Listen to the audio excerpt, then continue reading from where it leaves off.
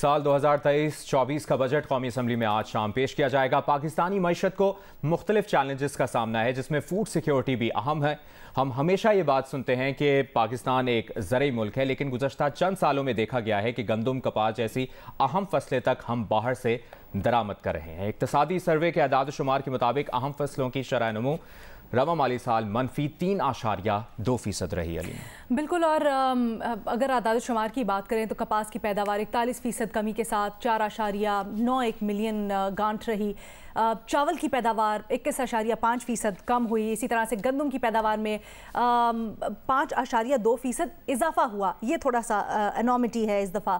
بہرحال پاکستان کی زراعت کے شعبے میں کن اقدامات کی ضرورت ہے، کیا کیا ہونا چاہیے، کیسے ہم مزید اس شعبے کو کیپٹلائز کر سکتے ہیں، اور خاص کر جو آنے والا بجٹ ہے اور آنے والے دن ہیں جس میں بڑی ریفارمز کرنے کی ضرورت ہے، اس کے تناظر میں بات کرتے ہیں۔ ہمیں ہمارے ایکسپرٹس اس وقت جوائن کر رہے ہیں۔ ہمارے ساتھ موجود ہیں خالد محمود کھوکھر صاحب، آپ صدر پاکستان اتحاد کاؤنسل ہیں، اور ہمیں جوائن کر رہے ہیں رؤف ابراہیم صاحب، آپ کراچی ہول سیل گراسرز ایسوسی ایشن کے چیئرمین ہیں۔ بالکل، خالد محمود صاحب آپ سے ڈسکشن کا آغاز کریں گے۔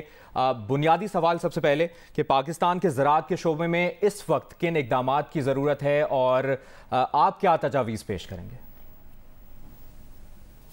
جی بہت شکریہ۔ جی اس وقت ہمارا سب سے بڑا جو مسئلہ ہے کہ ہم ہر سال آبادی میں ایک نیا نیوزی لینڈ یا سنگاپور ایڈ کر رہے ہیں۔ 50 سے 55 لاکھ ہماری آبادی ایڈ ہو رہی ہے، لیکن ایگریکلچر میں گروتھ خالد محمود صاحب یہیں سے آپ کے جواب کو کنٹینیو کریں گے اور ڈسکشن کا باقاعدہ آغاز کرتے ہیں۔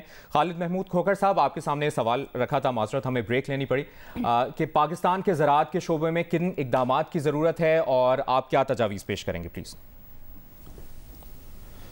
دیکھیں جی، میں پہلے آپ سے عرض کر رہا تھا کہ ہماری آبادی جس حساب سے بڑھ رہی ہے، ہم اس طرح ایگریکلچر پہ کام نہیں کر رہے، اس کی گروتھ نہیں ہے۔ ہم تقریباً ہر سال 14 سے 15 بلین ڈالر کی ایگریکلچر پروڈیوس کی باہر سے امپورٹ کر رہے ہیں۔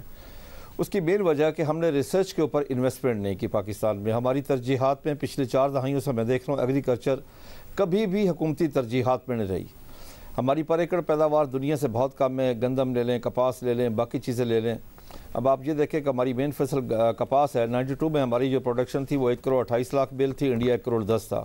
اب انڈیا 4 کروڑ پہ چلا گیا ہے، ہم کو تقریباً 4.9 ملین بیلز پہ آ گئے ہیں، نہ ہونے کے برابر ہے اس وقت ہماری، کیونکہ ہم نے اس پہ کوئی کام نہیں کیا۔ آج بھی کاشتکار کے پاس کاسٹ آف پروڈکشن میں لیول پلینگ فیلڈ نہیں ہے ریجن کے ساتھ۔ ہماری کاسٹ آف پروڈکشن بہت زیادہ، ہماری بجلی مہنگی ہے، کھادیں مہنگی ہیں، پیسٹیسائڈ مہنگے ہے، ڈیزل مہنگا ہے، بلکہ یہاں تک حالات ہے پتہ نہیں ریاست ہے کہاں۔ اس وقت یوریا کے ہمیں 3 ریٹ مل رہے ہیں جی، ایک 2400 کچھ روپے ہے، ایک 2995 روپے ہے، ایک 3100 روپے ہے، اور ہمیں ساری ملتی جو ہے وہ ملتی 3200 میں ہے، یعنی کہ 2400 والی بھی ہمیں 3300 3400 تک مل رہی ہے۔ ہونا یہ چاہیے کہ یوریا کا جب ایک ہی فارمولہ ہے، سب کا ایک ریٹ ہونا چاہیے۔ اسی طرح ڈی اے پی بہت مہنگی ہے، جس کا استعمال بہت ضروری ہے۔ ڈی اے پی اور نیٹروفاس کا استعمال بہت ضروری ہے کھادوں کے لیے، فاسفورس کھادوں کا، جس کا ریٹ بہت زیادہ۔ اب ہم سننے میں آ رہا ہے کہ اس پہ بھی ڈی اے پی کے اوپر کوئی امپورٹ ریگولیٹری ڈیوٹی لگا رہے ہیں، جو کہ ڈیزاسٹر ہوگا اس ملک کے لیے۔ دیکھیں جی، اب اس وقت کام کرنے کی جو ضرورت ہے، حکومت جس کے لیے بجٹ مختص کرے کہ ہم غیر آباد رقموں کو آباد کریں، اپنی پر ایکڑ پیداوار بڑھائیں۔ ہمارا ریسرچ کا بجٹ نہ ہونے کے برابر ہے۔ ہمارا ریسرچ کا جو بجٹ ہے وہ ایگریکلچر کی جی ڈی پی کا 0.18 ہے۔ اس کو اس بجٹ میں کم از کم ایگریکلچر کی جی ڈی پی کا 2% کرنا چاہیے۔ اب آپ دیکھیں نا، اگر برازیل نے ترقی کی ہے تو اس کا جو بجٹ ہے ایگریکلچر کی جی ڈی پی کا 1.75 ہے، جس کی وجہ سے وہ چند سالوں میں اوپر چلا گیا۔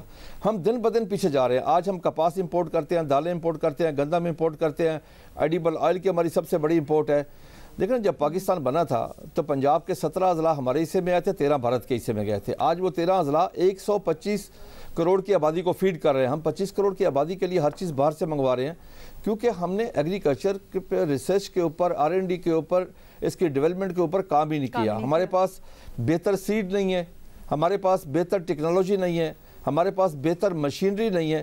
ابھی آپ یہ دیکھیں کہ میں آپ کو ایک چھوٹی سی مثال، ٹریکٹر پہ جی ایس ٹی نہیں ہے، جو ہمارے زرعی آلات بن رہے ہیں اس پہ 17% جی ایس ٹی ہے، کاشتکار سے وہ وصول کر لیا جاتا ہے، آگے جمع ہی نہیں ہوتا۔ نشاندہی کر رہے ہیں، میں چاہتی ہوں ہم رؤف صاحب کی طرف بھی جائیں اور ان کو شامل کریں اس میں۔ رؤف صاحب، آپ کیا سمجھتے ہیں؟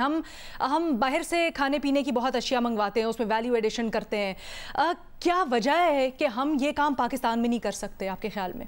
دیکھیں، یہ جو ہمارا جو امپورٹ ہے دالوں کا، یام آئل پہ بھی انحصار ہے ہمارا، وہ 80% تو امپورٹ ہے، अब 80% हमारा इंपोर्ट है।